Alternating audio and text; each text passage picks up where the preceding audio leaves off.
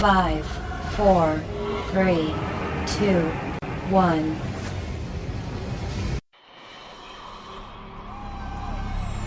K98 Talk is expanding its lineup for 2015.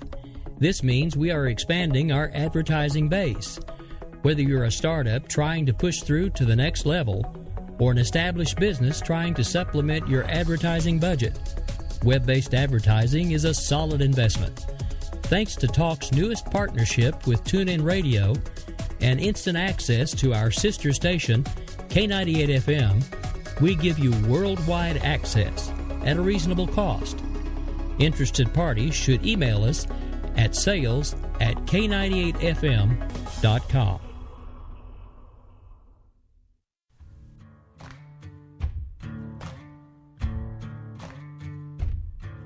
K98talk.com, a leader in internet radio. So grab your seatbelts and take the ride of your life on K98talk.com. Hey, are you conservative in the world of liberal? Yes. Yep. Yeah! Well, you're not the only one. I'm Daniel Stafford, host of the Stafford Voice. Each week, I'll bring you the events, and together we'll learn about how they affect you. So sit back and get ready to laugh and cry your way through the good, the bad, and the ugly of talk radio. Every Thursday night at 11 o'clock Eastern, right here on the 405. Hey, listen, when according to me, Unapologetically Bunny, Real Serious Nonsense, and the Stafford Voice all have back-to-back shows every Thursday night here on the 405, something magical happens when you put them all together. It's like peanut butter and jelly, cookies and milk, Joe Biden and his hair plugs. I mean, by themselves, they're great, but when you put them together, it's even better. Except for Joe Biden and his hair plugs. I mean, both of those things are awful by themselves, let alone put those together. Yeah, edit that part out. You're on the 405.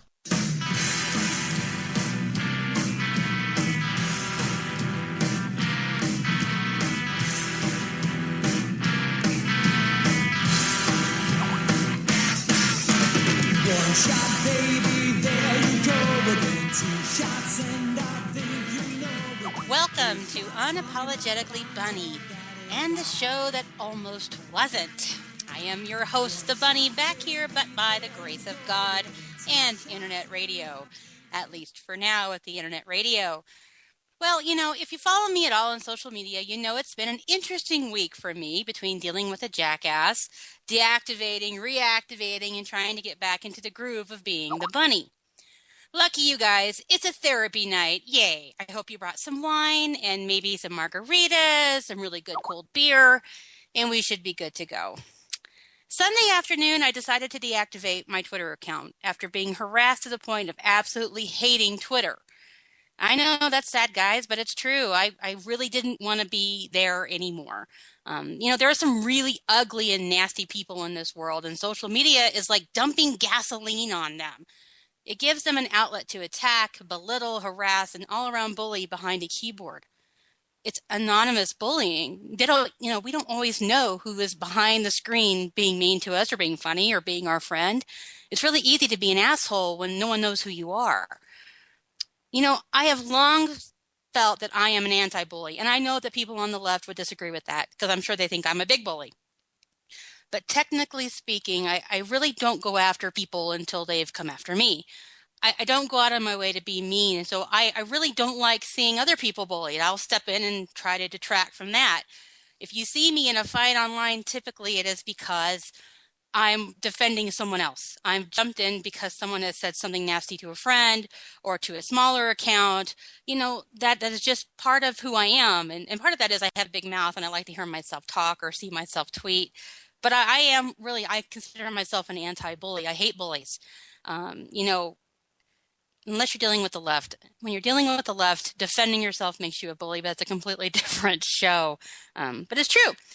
I do not go out of my way to be mean to people. And really that's what happened. I didn't do much to this person who has decided to stalk and hate me in social media other than defend myself. And it just got to the point where I just didn't want to defend myself anymore. And so I decided I was done because I just didn't want to deal with it anymore. And it was really a hard decision to make because, I'm always stand fast, fight back, say what you need to say, speak out, don't be silenced, don't be bullied, don't be afraid. And I was all of those things wrapped up into one. And I decided after seeing some things written about my husband that I was done. And I had always promised myself that if my family really became a problem, that it wasn't worth it to me to put them in that place. And there have been idiots. What was that? Mike Dickinson went after my kid saying she looked like she was a little boy. But this was actually, felt like an actual threat. And I think I talked about this in my statement. We deal with the left. Mike was the left. Mike was disgusting. But really, Mike didn't say anything all that horrible when you think about what it really means to be stalked and harassed. That's a completely different piece. And so Sunday I'd had enough. And it didn't matter. Nothing mattered at that point to me as far as message or getting out there, or all of this kind of just fell back because I became so worried about what was happening with my family. And so I deactivated. And I didn't do the whole, oh, guys, I'm going to leave Twitter. And people were like, oh, no, Bunny, don't leave Twitter. No, I decided, fuck it, I'm leaving Twitter. Hey, there's one F-bomb. Count them because they're going to go away fast. So I deactivated, and I didn't make a big deal about it. It was truly just me being done. I really was just finished. And, I apologize to you guys because we've all been in this fight together. And maybe I should have said something before I was gone, but I just decided I didn't want to get talked into staying. I really wanted to go. And so I left. And, I cried when I left. I felt like a schmuck when I left. But at the same time, there was this almost sense of relief because I knew I wouldn't have to deal with this person any longer. And so, I went to watch the Oscars with my husband. We did our steak and shrimp thing. My kids and we hung out. But I felt kind of like a shell all night because I was really weird disconnect for me to leave. And I knew it. I knew I shouldn't let someone bully me to the point of doing that. But I just didn't know what else to do at that point. And, then came artist Angie. She gave me a whole night off to lick my wounds and cry and wonder about what I was doing. But the next day, Angie decided to have a little chat with me. And honest to God, she's probably the only person who can talk to me the way she did. And she was very direct, but very sweet. And she just said, I don't want to see this happen to you. I don't want to see your fire put out. I don't want to see this. I don't want to see you lose this part of yourself. And, we talked a little bit about how Bunny is bigger than me and yada, yada, yada. And so I went back. And another part of the reason I went back is there was a tag on Twitter. I was moved and shocked and really guilty when I saw the tag, no bunny, no peace. And it just, I can't tell you what it meant to me to see that. And it's funny because it's just Twitter, right? It's just social media. And so someone being a jackass to you shouldn't bother you. And someone saying, you're awesome, we love you, should just be, oh, it's online. But it was the strangest, and I'm going to be honest, guys, it was the most emotional 24 hours I've had since like my kids were born. It was crazy. Being so tired of being hated and tired of being scared, and then seeing all of you, and there were so many of you in that tag. It was just crazy and amazing, and I came back. And I have to be honest with you guys, it was really hard to come back, and it's still not easy to be back. I think that's the bigger picture here, is that I'm hoping something comes of this other than just being dramatic and going, oh, boo-hoo, this guy was mean to me in social media, y'all, and I came back, and woohoo, now I'm back, let's do a radio show. I think this is a bigger picture that we need to look at. An evil bunny who shall remain nameless, hello, Bun, he talked to me a great deal about, he said, Bunny, you're getting to the point where you're just on the edge. If you want to keep getting bigger and doing more things, you're going to have to be prepared, because it's going to get uglier and worse than what you're seeing now. And, bless him for being honest with me.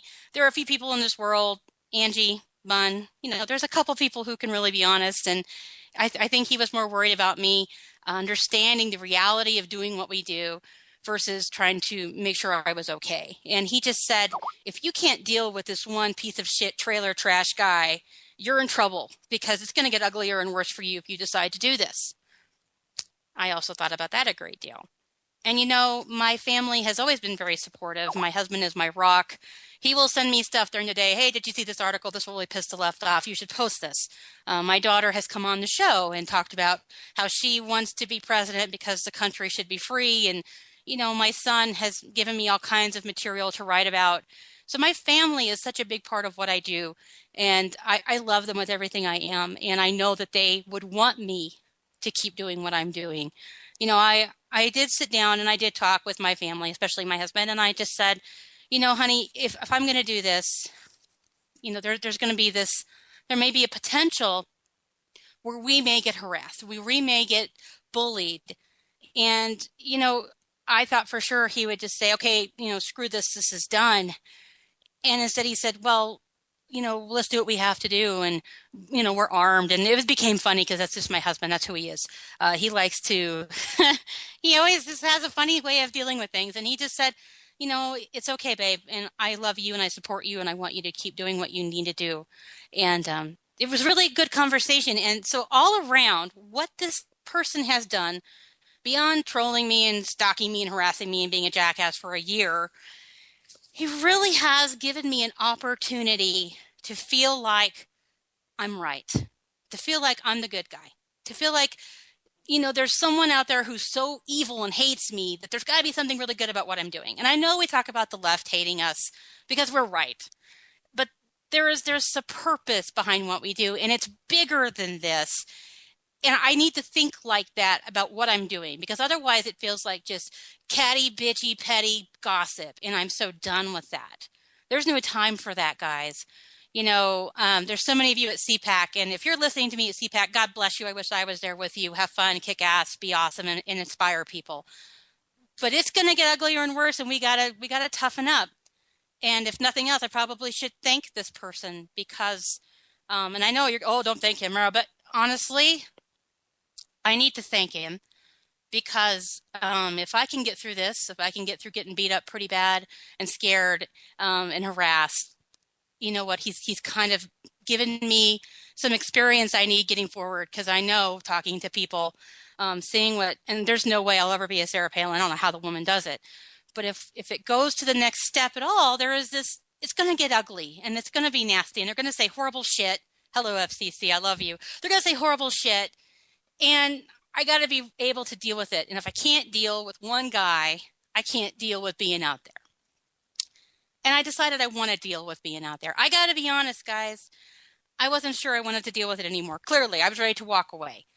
And I apologize to all of you for that. And I know I already said I'm sorry, but I feel like I owe you that again. 8 minutes of crying, and God dang it, I wish I hadn't done that. But, getting teary, it didn't really get to speak to you like I needed to speak to you. And I really wanted to thank you all beyond just that little statement. Thank you for being a part of what I'm doing, for believing in me enough to care that I was gone, and for being the wind beneath my wings. I don't know. I'm so grateful, and I can't say it enough. I think that's what's so great about being on the air and what we do in Twitter is that you guys are really a part of everything I do. And you're involved in everything I tweet, and you're here with the show, and you help me with the douchebags, and you guys are just part of it all. And I think that's what's great about what we're doing. And I think in the bigger sense, that's what we take away from this experience. We don't sit here and bitch and moan that someone was mean to us. We put a Band-Aid on. We talk about it. We look at it for what it really was. We get stronger. We hold on to each other, and we move forward. I have to also say thank you to Jason DeWilkins. Besides that, he does awesomely funny shit for the station. He really, because today I wasn't sure I could do the show. I'll be honest, earlier this afternoon, I was getting inundated with crazy fake followers, and I was just really not sure I could be here. And Jason did the write-up for the show. And the write-up for the show, it hit me that it was perfect. He talked about, and yeah, Jason wrote up the piece of show, the show piece that said that, rock bands, they do these great, crazy album covers. And then when they really figure out what they're trying to do, they come back and there's no album cover and, there's no name. And he came up with this brilliant topic for my show so I could talk about this. And it inspired me to get back on the air tonight. And that and artist Angie let me cry at her for like an hour today. She really is a wonderful person, you guys. And if you are not following her in social media and on Twitter, you suck. She is wonderful. She is the opposite of my nasty. She is the sweet. She is really a wonderful person. And I encourage you to find her in social media and follow her. And Daniel Stafford and Clay, they have been for me all week too. And if you're not following them, come on, get with it. Follow these people. But yeah, there's my rant. It happened. Let's move on. We have a lot of work to do. And on that note, I'm taking a short break. And when I get back, speaking of work, we have this week's top 10 douchebags. So stay tuned. I'll be right back.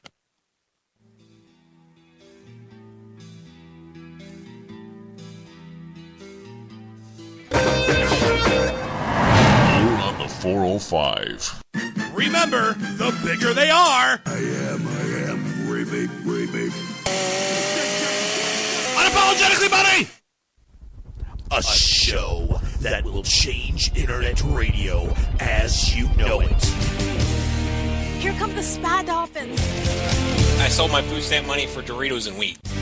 I call them the Mary-Kate and Ashley of outrage. Bras are completely racist. End all bras. A show that is different from those that aren't so different. Real serious nonsense. Thursdays, 10 p.m. Eastern, right here on the 405.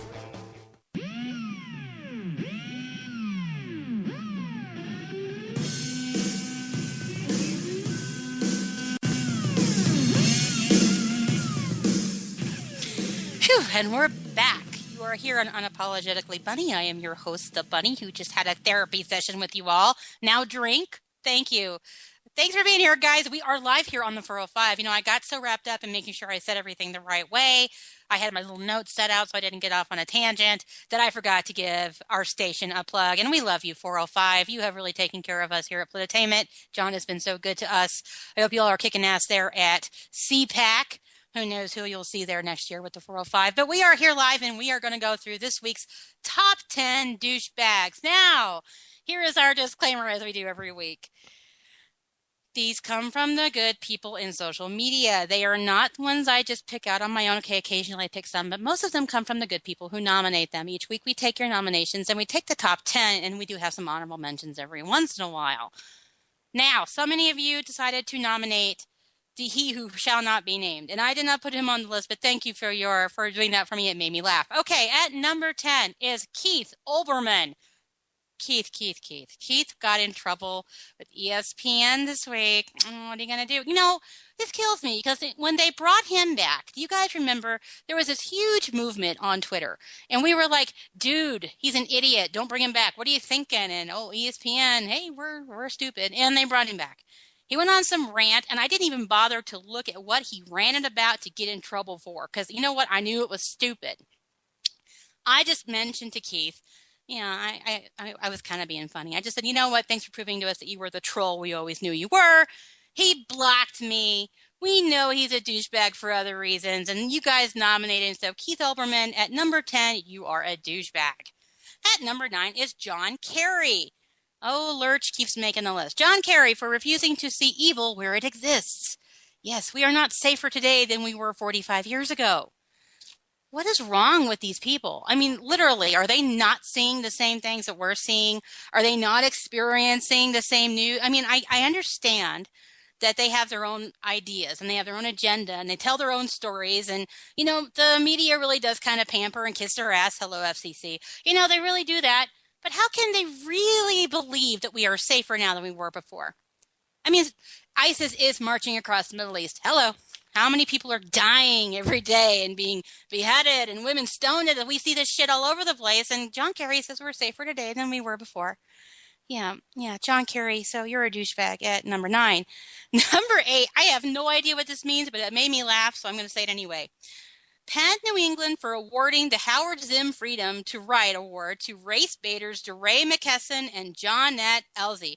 Now, I really wasn't familiar with DeRay, so I went out to look at DeRay, and I realized he was a Black Lives Matter dude, and I recognized him the moment I saw his little Twitter face thing. But I didn't really understand who he was when I read that at first, so I giggled to myself that he's won an award for creating racism and being a racist himself.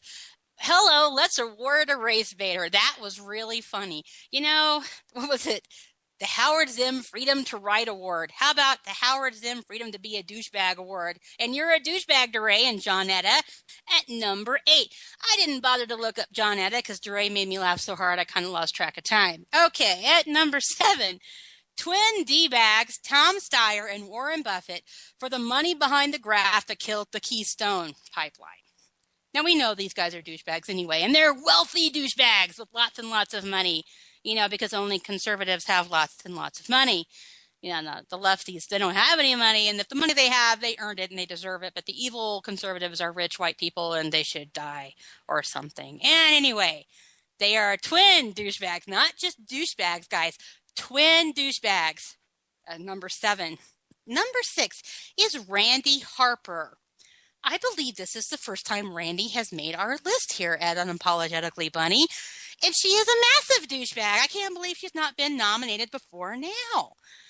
You know, I came across Randy about, 5-6 days ago. I just happened to be on a tweet with her. And she decided to snap at me because I mentioned that I had been added to one of these block list things out of the blue. I had nothing to do with Gamergate when I got added. So I was just kind of laughing about how Kentucky Fried Chicken was on the same stupid list that I was. She snaps at me and she's like, I don't know who you are, but thanks for letting me know I should block you. Well, I didn't like that. And so I told her to go be a victim on her own time. She bitched at me. I bitched back. She blocked me. The end. And I couldn't believe this woman has caused so much trouble for this huge group of people. And I learned a lot about Randy from people, about her blue hair and other things about meth that I don't know for sure. And, you know, I could understand people being angry with this woman because I didn't say a word to her really, and she got in my space. So, you know, she was nominated by yours truly. Hello, Randy. I put you on the list. And I typically don't do that. But Randy kind of deserves it, guys, because she's a massive douchebag at number 6. At number 5 is the FCC. I hope you're listening, guys. Thomas Wheeler. He's the reason why net neutrality was pushed through. Yep, he's the real reason. And then RB Pundit today said if you're watching the FCC hearing on net neutrality, you're seeing a bunch of people speaking in support of rules not one of them has seen. Where have we heard this before, ladies and gentlemen? What was another law that none of us saw before it was passed? It was another big one, wasn't it? Oh yeah, that Obamacare thing. Oh, that was such a easy law. What's the big deal? Hello, net neutrality, doing the same damn thing. Commissioners Mignon Clyburn and Jessica Rosenworcel, and I probably butchered their names. Oh well, fine me for it. They voted. There's a follow-up. This was really funny. Mashable claims that net neutrality had the internet rejoicing. Because, yes, we love the idea of being censored online. Woohoo! Thank you, net neutrality. Now, I know there's people out there going, hey, this is not a horrible thing because the ISPs really suck and they're screwing people over and they're becoming monopolies, blah, blah, blah. And I'll tell you this much. The ISPs have screwed up. They got greedy, and they gave the government an in. So both sides suck on this. Either way, we lose because the ISPs were like, hey, if you pay a little more money, I'll take better care of you than the guy next door to you. And that gave the left the in to say, well, this is almost like a utility now, guys. You know, we have electricity and water, and the web really has become an intricate part of our lives. Now, you know, government is involved in electricity and water. So, hello, we give them an in, and here they are with net neutrality. So really, everybody's a douchebag who's involved, but especially the FCC, because we may not be able to say they're douchebags in the coming months. Oh, and fuck them. There you go. There's a second F-bomb. All right, at number 4, Wisconsin liberals for throwing an epic temper tantrum around right-to-work passing in Wisconsin. I got to say, Walker, whoop, whoop. You know, Walker is the reason I actually got involved with politics because I loved what he was doing in Wisconsin. I love that he was telling the public unions to stick it. I love that he won 3 times in 4 years.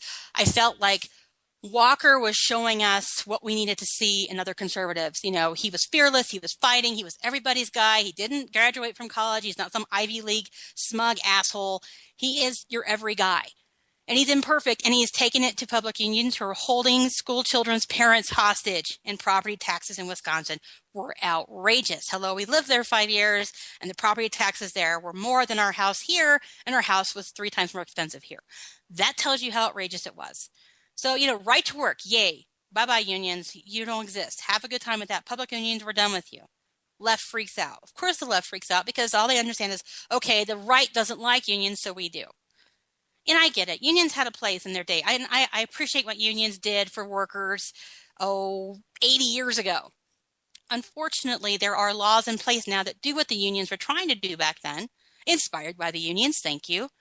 But we don't need you anymore. You've become political action. I mean, they're like PACs themselves. They are not really about the worker anymore. And so the liberals in Wisconsin throwing an temper tantrum, I can't talk, temper tantrum has been going on for 5 years. So you guys are douchebags at number 4. Number 3, I did not write this, but it's funny. Repubics, this is how it's spelled, in Congress. Just pick 10 from these worthless pieces of shit, starting with both leaders, Tweedledee and Tweedledum. Boehner and McConnell, hey guys, you're douchebags. I see a lot of frustration out in social media that the GOP is basically bending over and doing whatever they're told to do, and that's not what we elected them to do. So who are we angrier with, folks? The left or the right now? Something to think about. And the Repubics, I can't make that up. The Repubics in Congress, you are douchebags at number 3. At number 2, the drones trolling the CPAC 2015 tag on Twitter and the jackasses who got the CPAC account suspended. I thought that was really funny. I remember, even last year when I first saw CPAC online and all the left coming out trolling the tag, and it really, I thought it was funny. I joked yesterday that I would have to eat my Wheaties to keep up with what was going to happen with the 15. And of course, they didn't let down because, Palin was there today. Christie was there today. Excuse me, I'm getting all choked up about CPAC. So they were all over the tag talking about how the sponsors were Depends and look at the racist. One idiot had the KKK up, and I reminded them the Democrats brought them about. But, it doesn't matter. It is a fun piece on the douchebag list. I need to talk about the drones on the tag because that is what I look forward to when I go to throw down with the left. I would thank them as well because they give us something to do when we're on Twitter besides see if a celebrity has died when their name is up trending. So, although we thank you for the entertainment, lefties, you are all douchebags at number 2. And number 1, guess who is at number 1? Obama. For vetoing the Keystone Pipeline. And although, let's be honest, we all knew he would. This wasn't some giant surprise. Anybody went, oh my gosh, I really didn't think he'd do that. Duh. We knew he was going to do that, just like we all knew that the Republicans would pass it. It's a game again, and that's all it really is going to be until we can figure out how to get conservatives in there who really kick ass. But here's the thing with Obama. We knew he'd veto it. So, really, is he a douchebag any more than usual? Because he's always a douchebag at number 1. But I digress because either way, he's a douchebag. Yeah. So that is this week's top 10. I'm going to take a short break. And then when I come back, pray for me. I'm bringing on Bill O'Keefe to talk. That's Defend Wall Street. So stay tuned. He will keep us all entertained, I'm sure. And I'll talk to you shortly.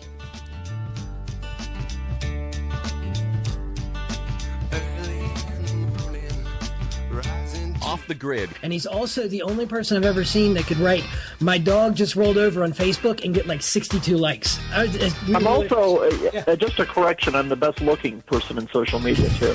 Off the Grid with Matt Hochman and Beckett Adams. You have men in the United States Army running for cover and hoping the police show up. The base is a soft target that's filled with brave Americans, but they got their hands tied. I'm sure the jihadists completely consider it a soft target. It's like a shopping mall, or like you said, a school. It's probably worse than a shopping mall, because at least here in Arizona, you're allowed to carry. In several of these shootings, Jared Lautner in Arizona, the Sandy Hook shooting, a number of these shootings always involve somebody who was desperately unhealthy in the head, but for some reason, the argument always turns into, get away from my gun. What can we do to maybe help people like this? New day, same time. Monday, 9 p.m. Eastern, 6 p.m. Pacific. Only on the 405media.com. You're on the 405. I feel pretty. Don't make her angry. You wouldn't like it when she's told you. Unapologetically Bunny.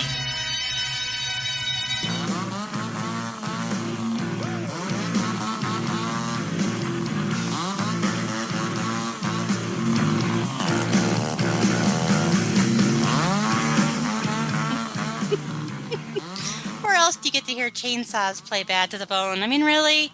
Only here on the 405 with blueentertainment.net. This is the Bunny. You were on Unapologetically Bunny, and we are back live. Now, I have Bill on Skype. And I'm hoping we didn't break Skype by bringing him in this way. Bill, are you there? Something like that. Hey, you're there and we didn't hang you up. How are you, my friend?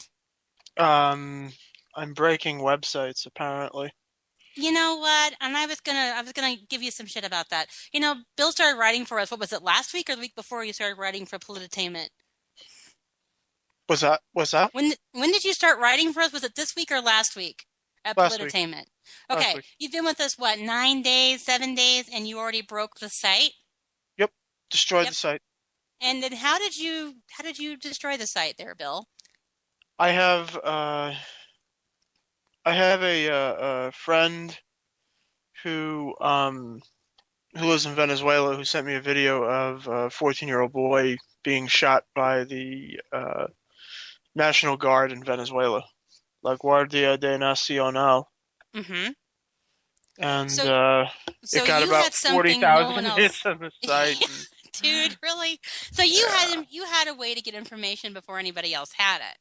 And you broke it on our site. Yes. That is like epic. Although you broke it, which was, I mean, everyone's like, holy crap, the site's down. What happened?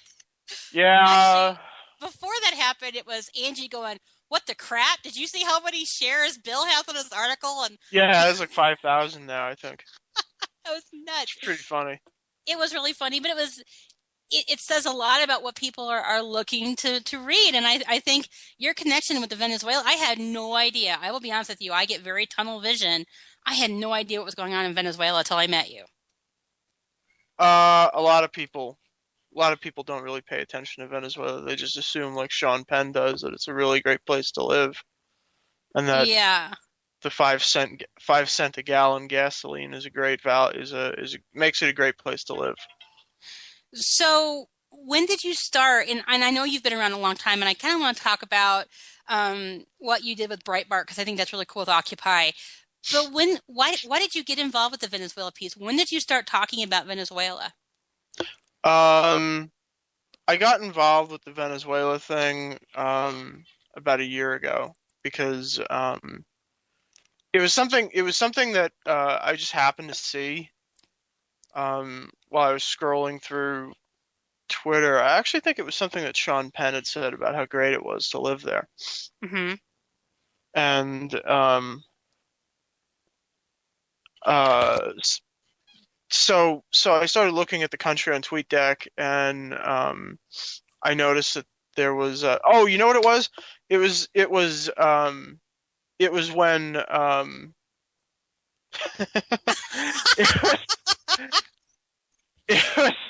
was when Leopoldo Lopez was arrested. He's the leader of Venezuela's political opposition party. Right. And so, why is this relevant, though? Why do you think Americans should be paying attention? And I get it now, but why? If someone's like Venezuela, screw Venezuela, why should we be paying attention to Venezuela? Because it's a country where it's a really, and if people would just from work would just stop texting me right now, that would be really great. I'm a network engineer. I'm a network engineer for a telecommunications company, and somebody just keeps texting me, and it's not going away. You need to talk to them. Give me their number. I'll give them a call. No, it's okay. So, all right, cool. I mean, Venezuela is supposed to be this example of how socialism can flourish in a country, and it's absolutely anything but. Because Hugo Chavez was basically just a fucking commie guerrilla like Che Guevara was. He just went in and he murdered a fucking ton of people. Yep. And he was like, well, now this country is mine. So, like Adolf Hitler, they threw him the fuck out of the country and they sent him back to where he came from. And he came back, but this time he came back with a bunch of like FARC guys and drug dealers and shit. And they just basically walked into the presidential palace and they took the country.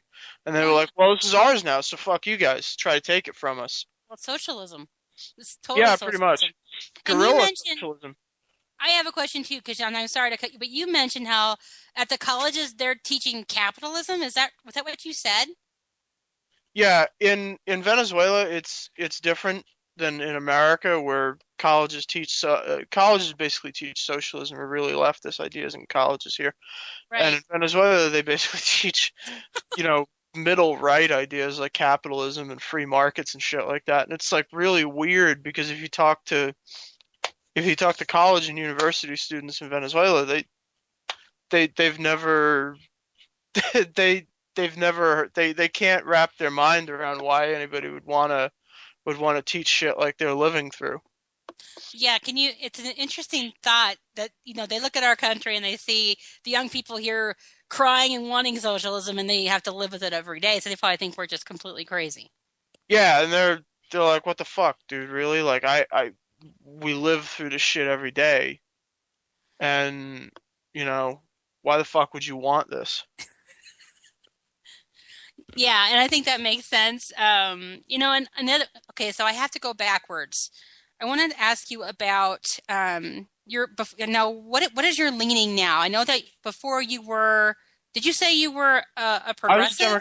I was a democratic socialist. Okay, you were a democratic socialist. So now, what made you change into not being a democratic socialist anymore? What changed your mind? I was sitting in my apartment with my roommate, and we were eating Captain Crunch at 3:00 in the morning. We were watching Fox.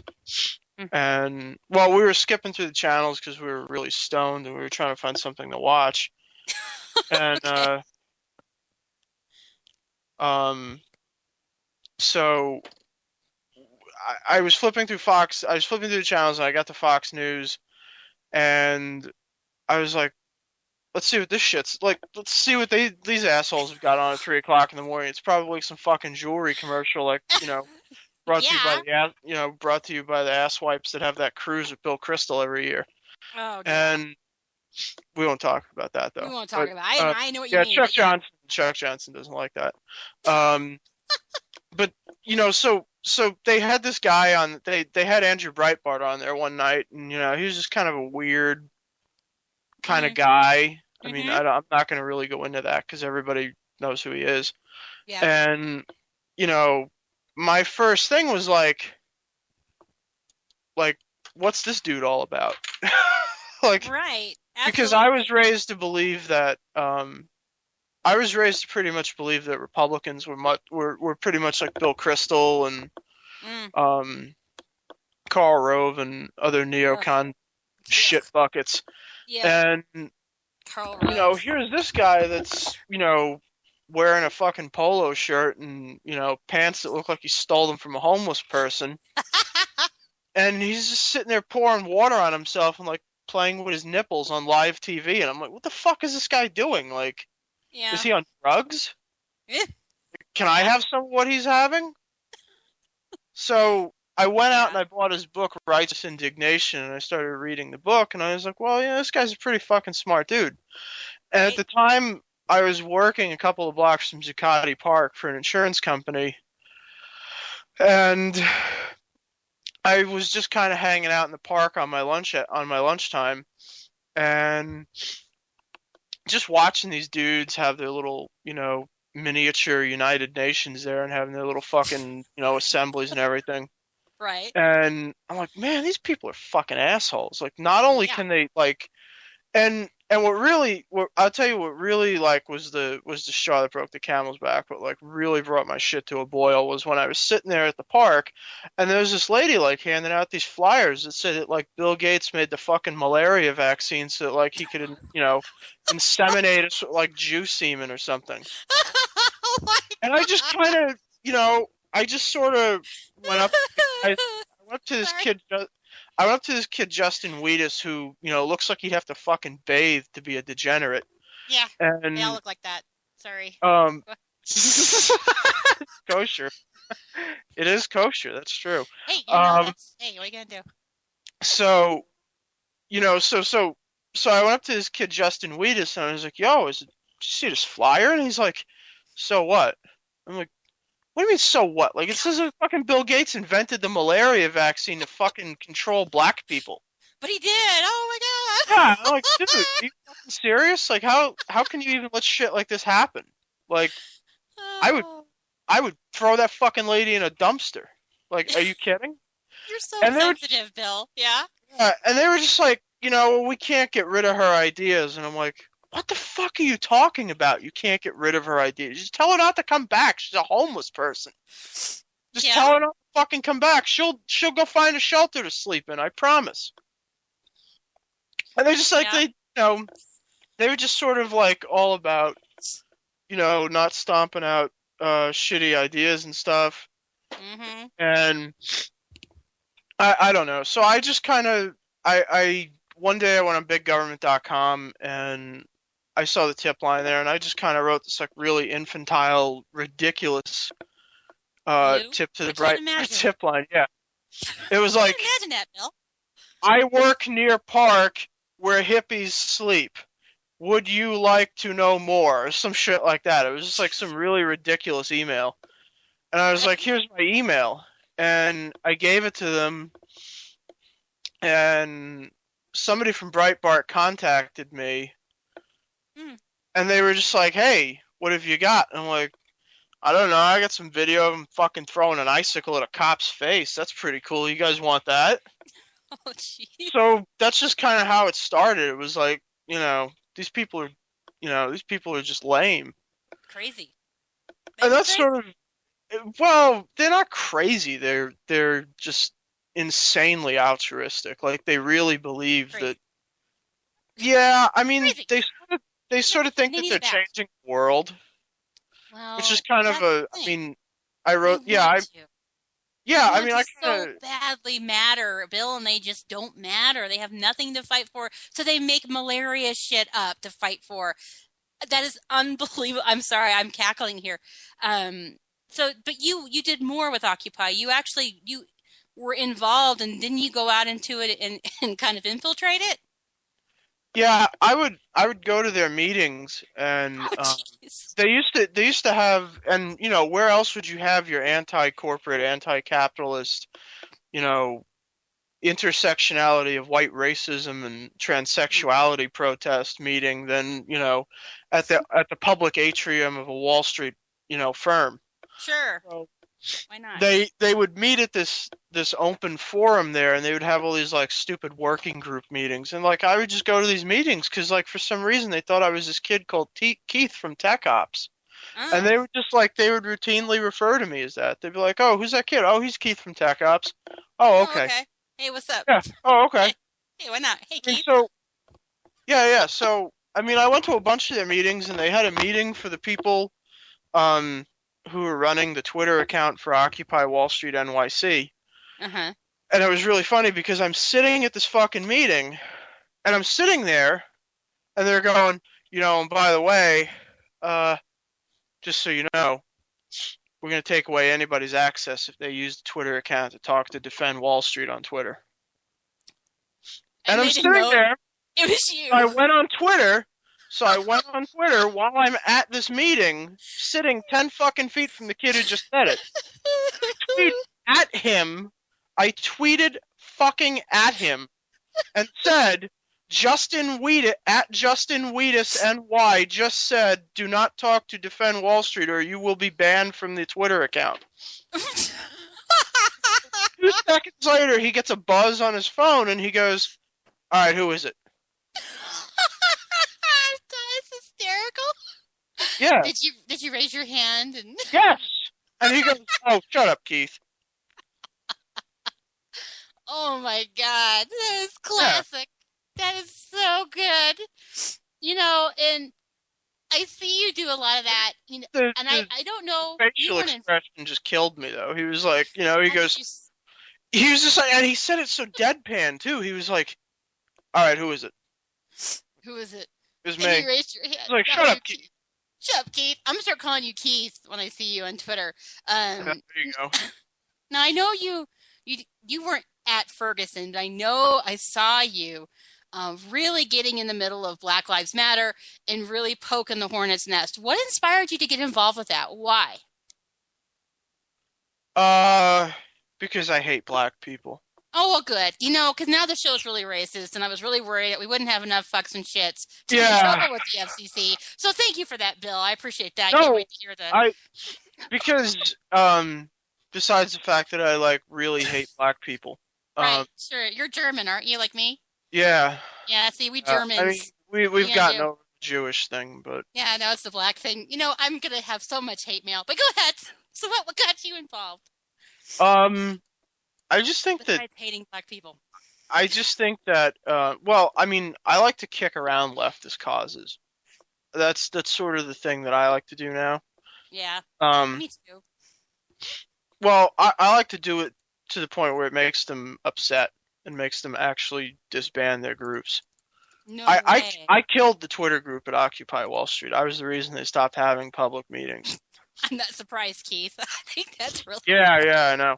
I mean, so I you know, the thing is that there are so many problems with Black America today, and Black Lives Matter ain't gonna solve any of them. when they don't care about what's really going on. They want to blame everybody for their problems instead of looking into their communities and seeing what needs to be fixed. Yeah, I agree. The thing is that the people who are involved in it, I think they actually do want to fix things. It's just that they've been diverted away from anything actually constructive to sort of the point where they're unable to actually see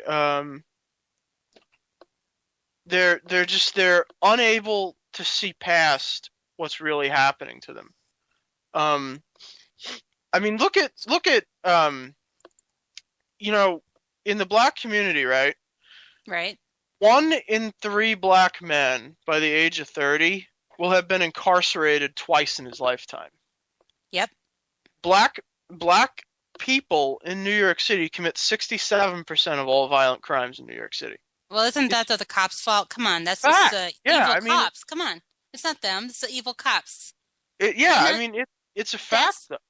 But see, that's the bullshit that they say back. It's because the cops are stereotyping. The cops are looking for them.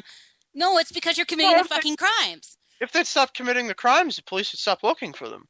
Most likely. So, but the idea that like they, you know, the quotas thing is so strange to me. They go, well, they speak in quotas and percentages, and by the way, they don't understand the difference between either or, you know. Right. And they go, well, you know, 70% of people who are arrested in New York are Black. And I go, yeah, it's because 70% of them are the ones that fucking committing crimes.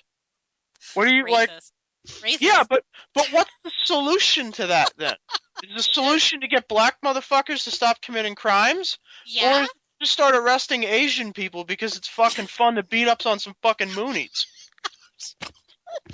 I mean, what do they want us to do? Do they want us to just arrest I don't know. shit just for the hell of it? We're going to have to start an Asian Lives Matter tag now, Bill. I hope you're happy because now There's already a Muslim one, so why not? You know what, Asians, we should do bunnies' lives. We should do, you know what, we really should make them really angry and say white, Christian, straight, male lives matter. That would really piss everybody off, you know. Interesting. So I've seen you, and you've pissed me off before, and I had to apologize. I got so mad at you. You have a gift. I talk about some of the things you've done on Black Lives Matter, some of the more memorable tweets and interactions you've had with folks like DeRay and that group. I love first off, it's pronounced D-Ray. He gets really mad when you mispronounce. D-Ray? Yeah, it's D-Ray. You know what? D-Ray I McKesson. always screw up people's names. D-Ray. It's like if I did it, I should call you like Ball instead of Bill because I can never pronounce people's names. You just call him Shitstick. That's what I usually call him. Okay, I'll call him. Okay, so Shitstick. What is his last name? McKesson. Okay, great. He got really mad at me because I called him Kunta Kinte one time. He got really mad at me when I said that. You know, I wonder why. You know. Yeah, I don't know. I'm such a friendly. That is really that's not off-putting at all, there, Bill. I would think you're being really friendly. I've actually been blocked by him multiple times. He unblocks me periodically. Why? I don't know. Because he's a fucking masochist, probably. He knows you're going to piss him off. That makes no sense to unblock you just so you can make him mad. He gets really upset with me because he posted a picture of a bunch of Ferguson dudes riding around in this car that they have. They have this stupid little they have this. It's a piece of crap. It looks like if it doesn't explode at some point, maybe he can get cash for clunkers for it. Hey, they basically took this hoopty mobile and like they just they just spray painted all kinds of, Black Lives Matter slogans on the fucking side and top and back of the car. Now it's really, we're trading in. Okay, yeah. Yeah, and they spray painted it on there, so that's, wow, that's permanent. Yeah. So they're driving this car around, and he's like, yeah, we are anonymous, blah, blah, blah. Moron took a picture of the fucking license plate of the car. I'm like, they're anonymous, and here's your license plate. Bro, your fucking license plate is showing. Like, that's not very anonymous. Oh my god. That's not very anonymous at all. That's pretty hardcore. They're hardcore anonymous, yeah. I mean, they're committed to the stupid things they do. I have to admit that. Yes, they are. They are committed. They should be committed. It's still going. And what was really interesting to me was when there really were things going on in the world that were horrible, like on Australia or Pakistan, and people were like, there really is a problem. These people are being killed. And they were so desperate to get the focus back on themselves. Oh, let's not talk about the people being killed over in Australia with the terrorists. Let's talk about us. And that was just we, Charlie, and a lot of us were saying, hey, this is really what it looks like to be attacked for being a certain way. And like, no, our message is more important than that. That's what I thought was very telling, is they didn't really want to recognize when other people were having troubles. It was all about, well, no, it's us. We're the poor Black Lives Matter people. It felt like they didn't want to be shown up for a real movement. Does that make sense? I think it's sort of an identity struggle, right? The way that I define Black Lives Matter is that it's basically LARPing for black people. Like, they're just basically role-playing the civil rights movement. It's like one huge role play for them. It's like Dungeons and Dragons. Oh, God. Did you see the Oscars? Did you see that when the one song, which I think won, they were up doing he brought in Ferguson into the lyrics. Did you see that? Yes. Yeah. I think that this thing with Hollywood is really ridiculous for me because there's nothing more insane than listening to wealthy black motherfuckers that went to a private school talk about what it's like to live in the ghetto and be a poor black kid. Well, it's the same thing as listening... is John Legend fucking kidding me? Like, really? Look at the women. We grew up in a fucking town that, like, the median income is $80,000. What is he kidding? They're all like that. They all want you to think that they've come through and they're with you and they feel for you. Like Patricia Arquette. The only thing John Legend ever came through was a fucking metal detector at, like, Saks Fifth Avenue. Millionaire. Come on, give me a break, dude. Well, it's like the women sitting up there talking about the wage gap and how, they're all making bazillion dollars and they're complaining about a wage gap. And that is, I think, the most hypocritical thing you could ever mention. Well, Patricia Arquette, right? Like, right. I don't even know where to start on that one. She hasn't had a career in like 10 years. Raise your hand if you've seen Patricia Arquette. I thought she was dead. Is she the Arquette that was in Pulp Fiction? Is that the Arquette? I think so. I don't know. Maybe. I can't remember. Is she with all the shit in her face, or is that the other Arquette? Whatever. I don't know. It doesn't matter. The point is that if she's so upset about the wage gap, why doesn't she go talk to the fucking president that she elected? Why he pays women in his White House 88 cents to $1 for men? Oh, but that's not a popular piece. Go talk to him. Go talk to Black Jesus about your problems. Don't tell them to me. I don't fucking care about your problems. Bill, you have a few minutes left. I want you to have a moment because I know you talked about your Chris Kyle article. I want to make sure I give you time to chat about that before I have to cut you off. So talk about the Chris Kyle piece you wrote for our site. Leftists are just pieces of shit, and there's just no forgiving them. They're just ridiculous pieces of shit. And the Chris Kyle situation is no different. When Chris Kyle, when American Sniper was nominated for an Academy Award, they basically said that he's a racist. Yeah, he's a racist, and the best part is that he's a racist and a murderer. Oh, yeah. How the fuck do you murder terrorists? Like, that's insane. I mean, he's killing the bad guys, and that makes him a bad guy. It makes zero sense. Zero sense. I get you. It makes absolutely no sense. And so what I did is I just put into TweetDeck the phrase for a list on TweetDeck, Chris Kyle is a racist. And there's like 30,000 of these damn things. Yeah. He's a racist and a murderer. He's a cruel person. He's a this. And the best part is that most of this crap is all invented by some Palestinian woman that lives in New York. Linda Sarsour. Let me tell you something. Yeah. Linda Sarsour is the biggest piece of fucking shit in the world.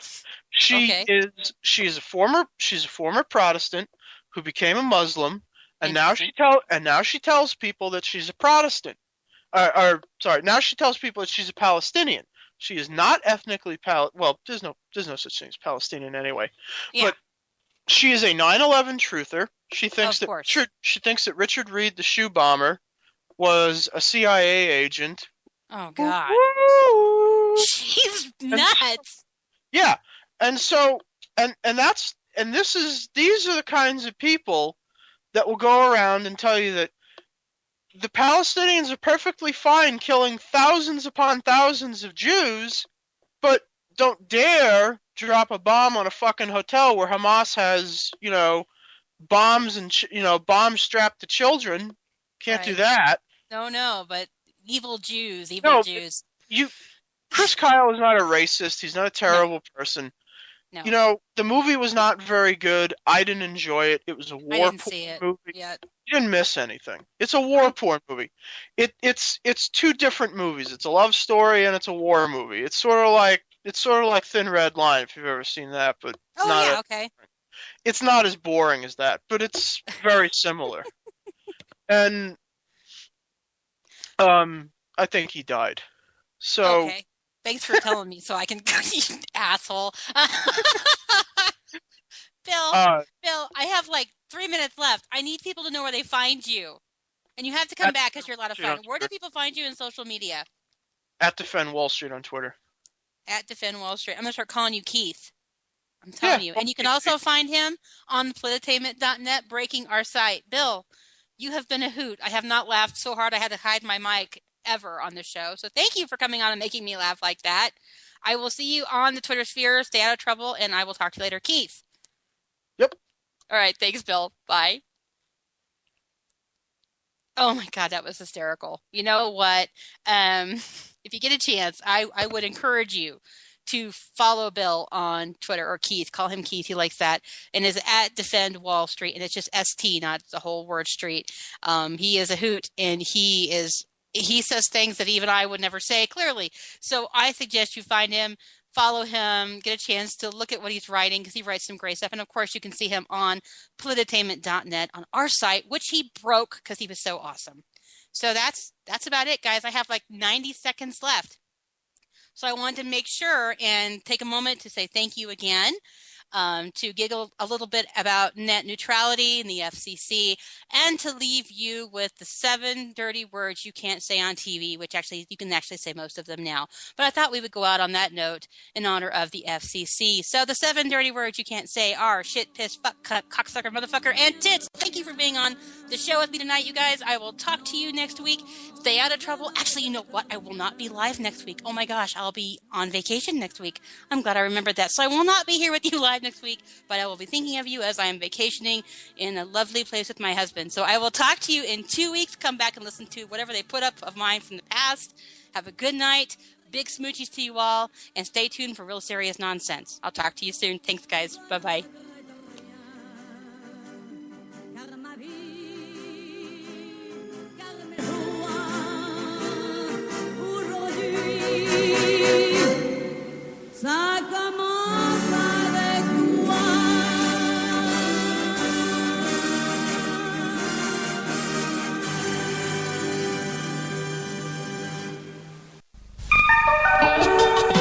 The staff of K98 Talk and the Spark Radio Network is proud to announce that our very own Rowdy Rick Robinson has been selected as one of the top conservative talk show hosts in the nation for his program America Off the Rails. Again, congratulations to Rowdy Rick Robinson for a job well done and another reason to stay connected to K98 Talk and the Spark Radio Network.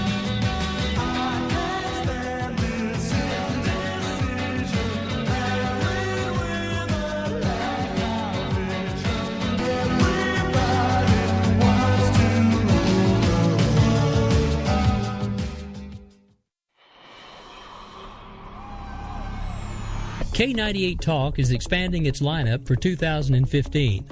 This means we are expanding our advertising base. Whether you're a startup trying to push through to the next level or an established business trying to supplement your advertising budget, web-based advertising is a solid investment. Thanks to Talk's newest partnership with TuneIn Radio and instant access to our sister station, K98 FM, we give you worldwide access at a reasonable cost. Interested parties should email us at sales@k98fm.com.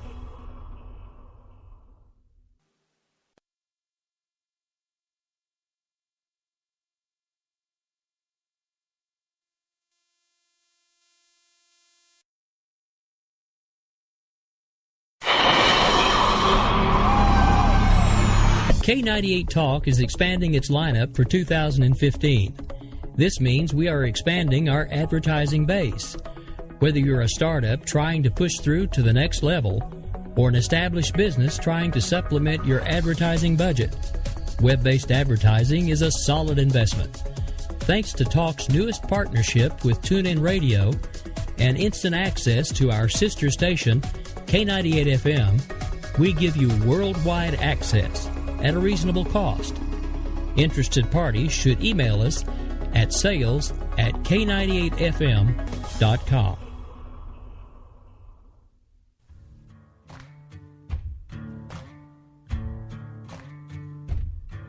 K98talk.com, a leader in internet radio. So grab your seatbelts and take the ride of your life on K98talk.com.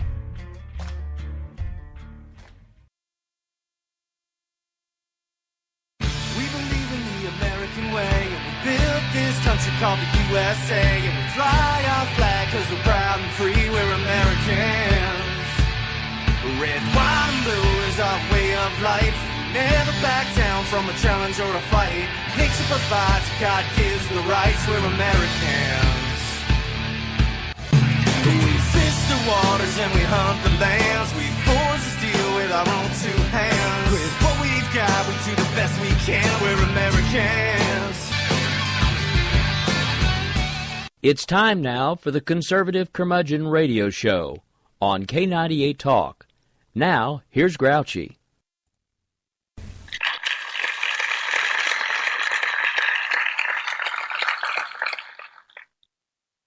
Good evening.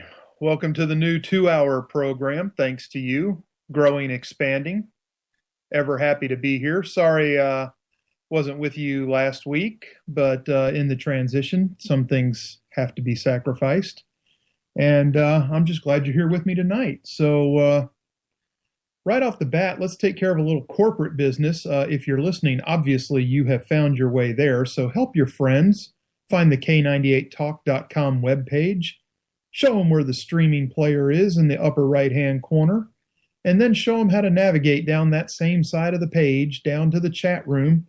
And I'll be checking into the chat room shortly and try to keep up with you guys. And when we kick off hour 2 tonight, we're going to be joined by our very special guest, Polita Bunny. And we're going to let Sam, I don't know. She thinks she's going to make me blush or something. Some gauntlet's been thrown down. But anyway, whatever it is, I can handle it. But we're very happy to have Sam with us tonight. And we're going to kick the program off, and we're going to get you good and stirred up right off the bat. Let's talk about House Resolution 5, the Student Success Act. Now, what the hell is that, you ask? Yeah, I know. You've probably not heard of it, but let me tell you why it's a big deal. It ends private schools' religious freedom from government control. it comprises or it compromises your parents' control over their own child's education. If this passes, the Department of Education plans to use billions of dollars in funding to literally smash parental civil rights over students at their very core. Now, we're going to go a little deeper into this, and we need to look at some excerpts from the bill that, if passed, would be implemented within 5 years. This is short time. Okay. Here, listen to this. This is a line straight out of HR 5, and feel free to look that up too. That's House Resolution 5, the Student Success Act. The first line I want to bring attention to is, quote, states are to retain rights and authorities they do not expressly waive, end quote. So, what does that mean? Yeah, what the hell does that mean? Well, here's what it means. It means if the states accept any federal money, they thereby, quote unquote, expressly waive their rights. How about that? So you either run your state education on your state money or you succumb to the government control. Now, here's another winner out of this same bill. Other than the terms and conditions expressly approved by state law under the terms of this subpart, control over public education and parental rights to control the education of their children are vested exclusively within the autonomous zone of independent authority reserved to the states and individual Americans by the United States Constitution, other than the federal government's undiminishable obligation to enforce minimum federal standards of equal protection and due process.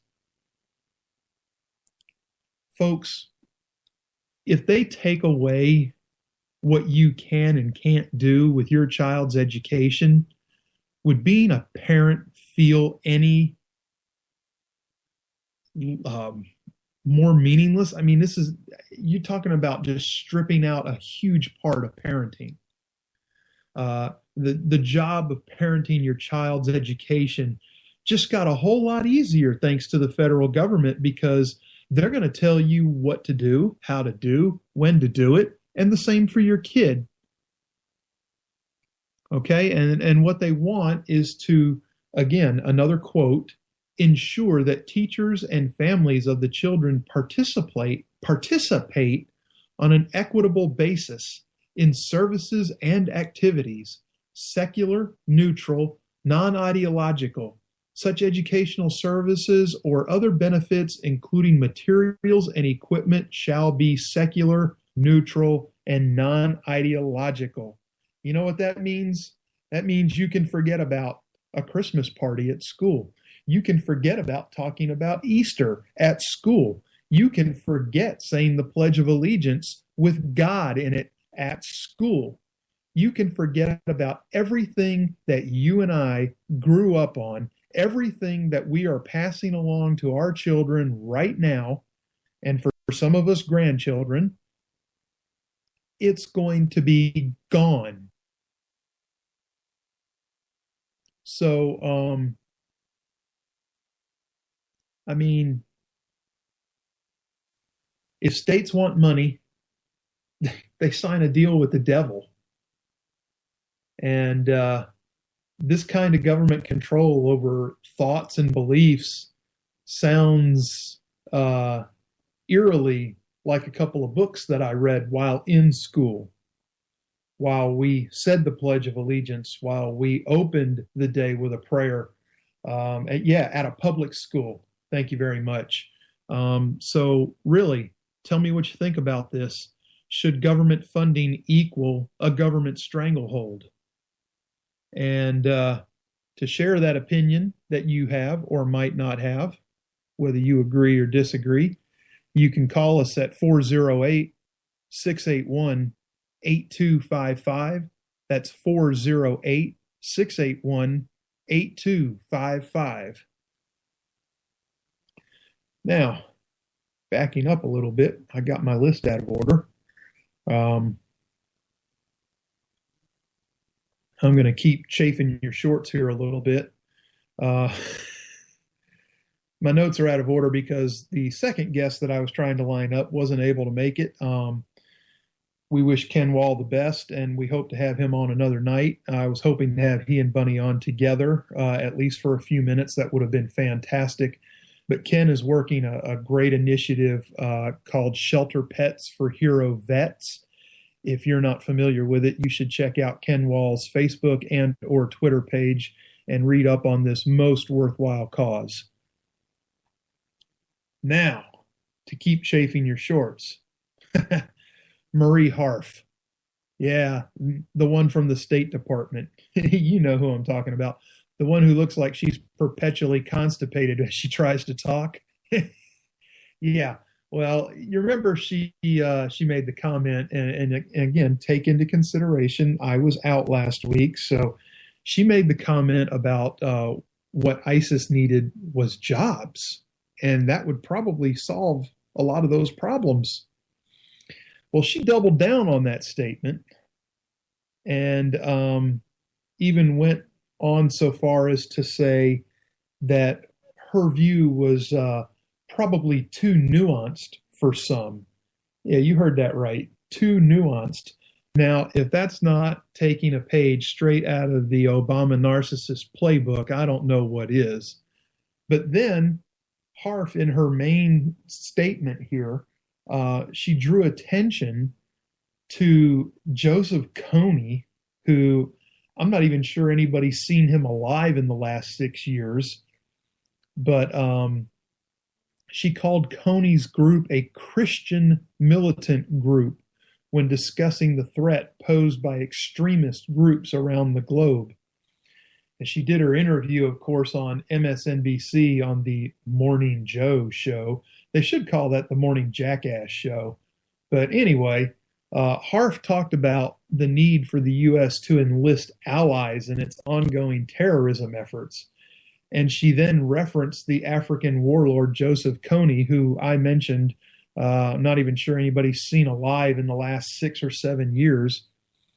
She said, quote, "We have over 60 countries from around the world who are facing a number of different kinds of extremist threats. If you look at the Lord's Resistance Army and Joseph Kony, I don't remember people talking about that as much anymore, but that's a Christian militant group," she said. So there are a lot of different extremist threats we face and a lot of tools to go after each one of them. The hell is she babbling about? I swear to God, she looks like she's in pain when she tries to think and talk at the same time.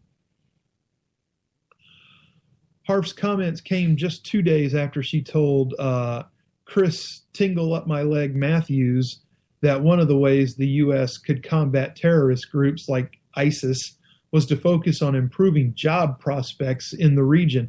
Hey, I got an idea for you. Why don't we find jobs for the 10 million Americans that are out of work instead? Dumbass. She said, we can't kill our way out of this war. Apparently, she's never been anywhere close to anybody that has any kind of military training or background. That's exactly how you end a war. You kill their asses. She says we need in the medium to long term to go after the root causes that lead people to join these groups, whether it's a lack of opportunity for jobs. I'm sorry. Wow. You know, even Chris Matthews had to stop her. He cut her off. And Chris Matthews, for as much as I disagree with him on, he hit the nail on the head with this. He said, we're not going to be able to stop that in our lifetime or 50 lifetimes. There are always going to be poor people. So after all this, Harf, after her comments go viral, she stands by her words during an appearance on CNN later. And she says it might be too nuanced a view for some people to get, because Democrats are smart and anybody else is just stupid. So for Republicans and military commanders and our partners in the Arab world, they're just idiots. Harf has all the answers. I wish I had them all when I was her age, but unfortunately, I was raising a family and living in reality while serving in the military. God bless America. And I hope God blesses her because she really needs something. And ladies and gentlemen, I just got word from Mr. Producer that the chat room is open on the page now. If you were trying to get there before, chat room is now open, and I am going to make my way over in there. Give me just a moment here.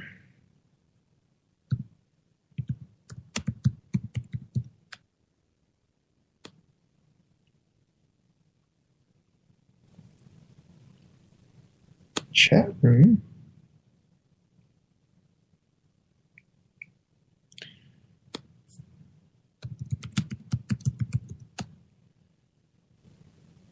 And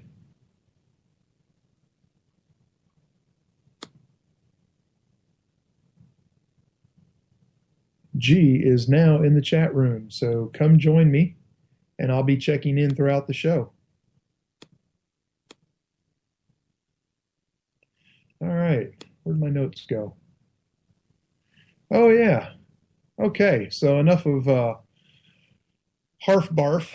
Let's move on. We have the Health and Human Services Office of Refugee Resettlement has confirmed that as part of the amnesty program, that abortion is one of the emergency medical services that, listen now, must be made available by federally funded caregivers of illegal alien unaccompanied minors who have been sexually assaulted and become pregnant.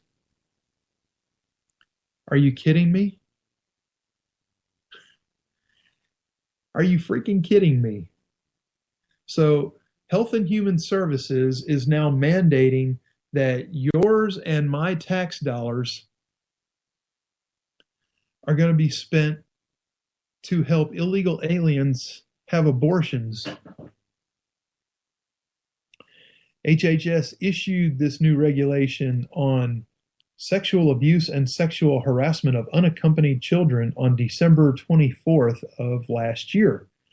And although the regulation does not specifically name abortion as one of the required emergency medical services, an official from HHS told CNS News via email that abortion is one of those services indeed.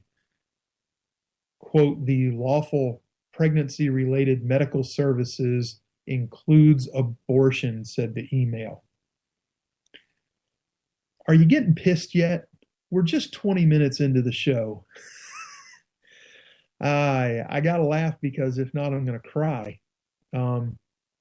So HHS includes emergency contraception, which includes abortion-inducing drugs such as Plan B and One Step, which can prevent a fertilized egg from implantation. These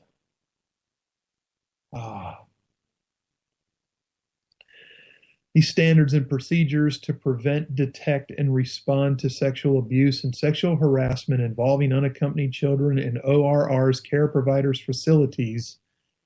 The regulation adds, care provider facilities must provide UC, unaccompanied children. Yeah, that's what UC stands for. UC victims of sexual abuse timely, unimpeded access to emergency medical treatment, crisis intervention services, emergency contraception, and sexually transmitted infections prophylaxis. in accordance with professionally accepted standards of care where appropriate under medical or mental health professional standards. So they're talking about giving care to illegal alien children that are crossing the border illegally,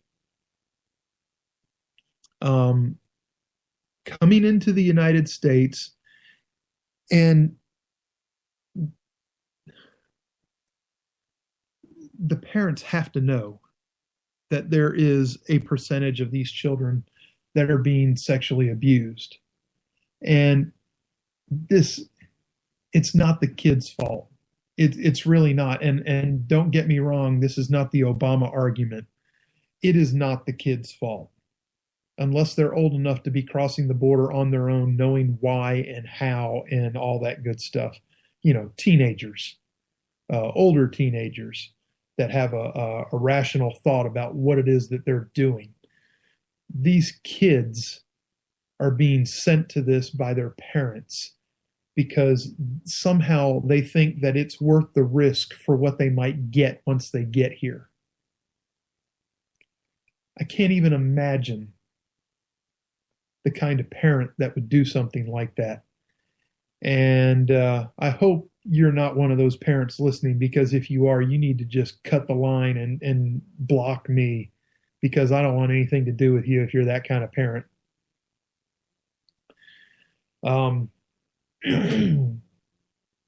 ORR is mindful that some potential and existing grantees and contractors may have religious or moral objections to providing certain kinds of services, including referrals for emergency contraception. That's the HHS code word for abortion, if you didn't know that. ORR is committed to providing resources and referrals for the full range of certain kinds of services, including referrals, and helping to facilitate access to these options, and doing so in a timely fashion and in a manner that respects the diverse religious and cultural backgrounds of UCs. A lot of these children don't they don't even know their own religion. So how the hell can they respect what they don't even know? I'm speaking of ORR, because if the child doesn't know, ORR doesn't know. So how can they respect it? The regulation goes on. It's a long-ass reg. As long as unaccompanied children have timely access to all required services, different organizations could divide up the services provided. In some circumstances, the reg says, another way to take care of the grantee, which would be the victim, like we're granting them service. So, we're so magnanimous that we're taking money from taxpayers to do this. Another way in which the grantee could ensure access to the program services would be for the child to notify the federal program office responsible for the grant if an unaccompanied child who has been informed of the available services may qualify for or be entitled to any program services, including referrals, to which the organization has a religious objection. It would then be the federal agency's responsibility to secure the provision of the needed services. It's not a service. It's fucking murder. HHS went on to say in their email that the federal regulation is the first regulation to comprehensively address the issues of sexual abuse and sexual harassment in Office of Refugee Resettlement Care Provider facilities nationwide. The standards build upon and enhance existing